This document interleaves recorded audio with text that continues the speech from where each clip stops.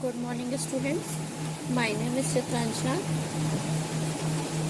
I am from Bharati College, BIT Durg, Assistant Professor at CSE Department. Today my topic is Mapping Constraints. Mapping Constraints एक data constraints है जो यह define करता है कि एक रिलेशनशिप में कितनी एंटिटीज दूसरे एंटिटी से संबंधित हो सकती है। यह उन रिलेशनशिप को आइडेंटिफाई करने में बहुत उपयोगी है जिसमें एक से ज़्यादा रिलेशनशिप शामिल होती है। दो एंटिटी सेट्स के साथ सिंपल बाइनरी रिलेशनशिप में चार संभव मैपिंग कार्डिनलिटी होती है जो कि निम्नलिखित है। फर्स्ट है 1 to 1, सेकेंड है 1 to many, थर्ड है many to 1 एंड फोर्थ है many to many। सबसे पहले हम देखेंगे कार्डिनलिटी कंस्ट्रेंट्स क्या होते हैं। यह एक एंटिटी है जिसे कंस्ट्रेंट्स को स्पेसिफाई करते हैं जो अन्य एंटिटी के प्रत्येक इंस्टेंस से जुड़ सकते हैं या उन्हें जुड़ा होना चाहिए। Cardinality constraints specifies the number of instances of one entity that can or must be associated with each instance of another entity. Mapping cardinality are most useful in describing binary relationship set, although they can contribute to the description of relationship sets that involve more than two entity set. Binary relationship को वर्णित करने में mapping cardinality सर्वाधिक उपयोगी होते हैं, हालांकि वे ऐसी रिलेशनशिप सेट के डिस्क्रिप्शन में योगदान दे सकते हैं जिसमें दो या दो से अधिक एंटिटी सेट शामिल हो। एंटिटी सेट ए और बी के बीच बाइनरी रिलेशनशिप सेट आर के लिए मैपिंग कार्डिनलिटी निम्न में से एक होने चाहिए।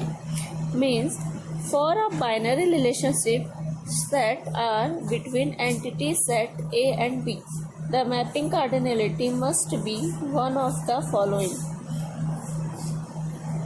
First is 1 to 1 cardinality.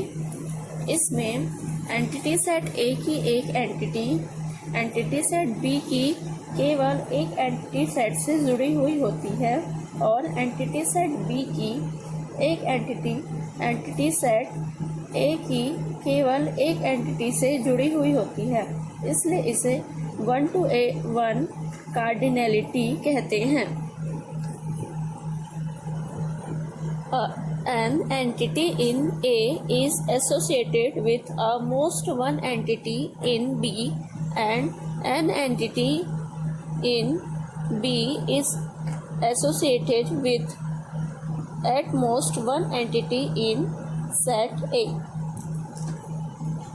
हम इस डायग्राम में देख सकते हैं कि set A, entity set A and entity set B में एंटिटी सेट ए के A1 केवल B1 से जुड़ा हुआ है, A2 B2 से, A3 B3 से एंड A4 B4 से।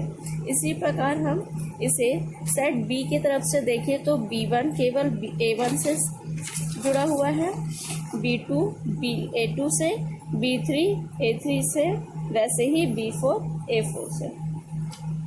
नेक्स्ट है हमारा 1 to many। इसमें एंटिटी सेट ए की एक एंटिटी सेट बी की कितनी भी एंटिटीज के साथ जुड़ी हुई हो सकती है और एंटिटी सेट बी की एक एंटिटी सेट ए की केवल एक एंटिटी से जुड़ी हुई होती है, इसलिए इसे 1 to many कार्डिनलिटी कहते हैं। An entity in A is associated with any number zero or more of entities in B and entity in B, however, can be associated with at most one entity in A. जैसे कि हम diagram में देख सकते हैं, entity set ए के entities A1 entity set B के B1 तथा B2 से जुड़े हुए हैं तथा A2 B3 से and A3 B4 and B5 से। इसका मतलब यह है कि एंटिटी सेट ए के एंटिटीज एंटिटी सेट बी के एक से अधिक एंटिटीज के साथ जुड़े हुए हो सकते हैं। थर्ड है मैनी टू वन। इसमें एंटिटी सेट ए की एक एंटिटी सेट बी के केवल एक एंटिटी के साथ जुड़ी हुई हो सकती है और एंटिटी सेट बी की एक एंटिटी सेट बी ए के कितनी भी एंटिटीज के साथ जुड़ी हुई हो सकती है। An entity in A is associated with a most one entity in B. An entity in B, however, can be associated with any number of entities in A. जैसे हम डायग्राम में देख सकते हैं, entity set A entity set B के साथ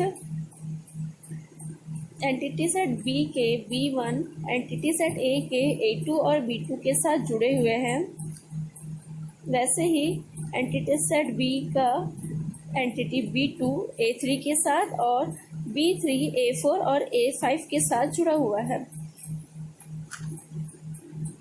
next है many to many. इसमें एंटिटी सेट ए की एक एंटिटी सेट बी के कितनी भी एंटिटीज के साथ जुड़ी हो सकती है और एंटिटी सेट बी की एक एंटिटी सेट ए के कितने भी एंटिटीज के साथ जुड़ी हुई हो सकती है। An entity in A is associated with any number of entities in B and an entity in B is associated with any number of entities in A. जैसे कि डायग्राम में देख सकते हैं हम कि एंटिटी सेट ए में एंटिटी A1 B1 और B2 दोनों के साथ जुड़ी हुई है, वैसे ही एंटिटी सेट A2 B1 के साथ जुड़ी हुई है तथा B1 A1 के साथ जुड़ी हुई है। सेम वैसे ही A3 और A4 भी A3 B3 के साथ जुड़ी हुई है और B4 के साथ भी A4 केवल B3 के साथ जुड़ी हुई है। वैसे ही सेट B की तरफ से देखा जाए तो B1 A1 के साथ जुड़ी हुई है तथा A2 के साथ भी जुड़ी हुई है और B3 A3 के साथ भी जुड़ी हुई है और A4 के साथ भी, वैसे ही B4 A3 के साथ जुड़ी हुई है। Thank you.